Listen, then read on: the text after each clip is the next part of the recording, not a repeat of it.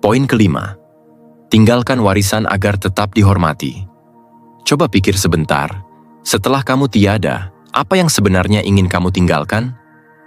Nama besar, karya, atau sekadar kesan bahwa kamu pernah hidup dengan benar?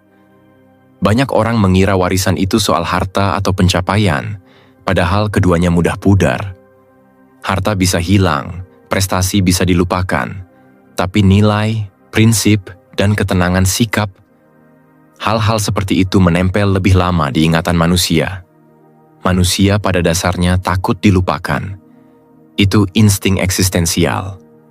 Tapi yang sering kita lupa, justru saat kita berhenti mengejar untuk diingat, disitulah jejak kita mulai membekas. Filsafat Stoik mengajarkan bahwa hidup yang baik tidak diukur dari seberapa banyak kita dikenal, tapi seberapa dalam pengaruh yang kita tinggalkan dalam diam.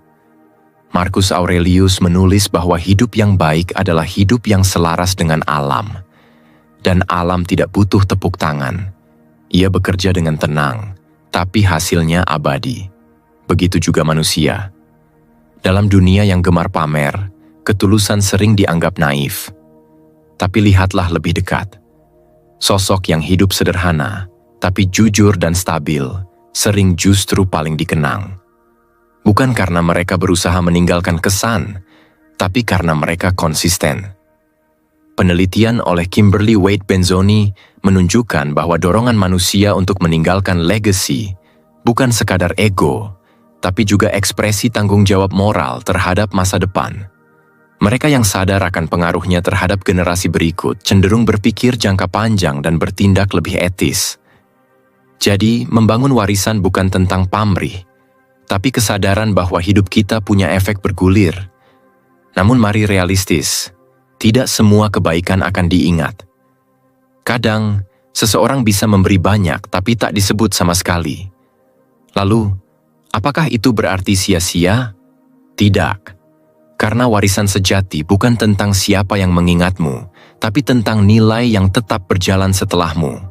Seperti benih pohon yang kamu tanam tapi tak pernah lihat tumbuh, kontribusi kecilmu tetap punya daya. Bahkan satu tindakan tulus bisa mengubah arah hidup seseorang. Tanpa kamu tahu, warisan paling halus justru muncul dari keseharian. Cara kamu memperlakukan orang yang tidak bisa membalasmu, cara kamu menahan diri saat bisa menyakiti, cara kamu tetap tenang di tengah kekacauan. Semuanya membentuk citra tak kasat mata tentang siapa kamu sebenarnya. Itulah film tanpa dialog dari hidupmu. Orang tak perlu penjelasan panjang untuk tahu kamu berharga. Mereka cukup melihat caramu hidup. Dan ironisnya, orang yang paling berpengaruh biasanya tak berusaha tampak berpengaruh. Mereka bekerja dalam diam, menanam nilai lewat contoh. Dalam riset sosial tentang collective memory, Maurice Halbwachs menulis bahwa masyarakat mengingat seseorang bukan karena apa yang ia katakan, tapi karena bagaimana ia membuat mereka merasa. Jadi jika kamu ingin meninggalkan warisan yang bertahan lama, jangan fokus pada kata-kata atau pencitraan. Fokus pada karakter. Tentu, ada dilema di sini.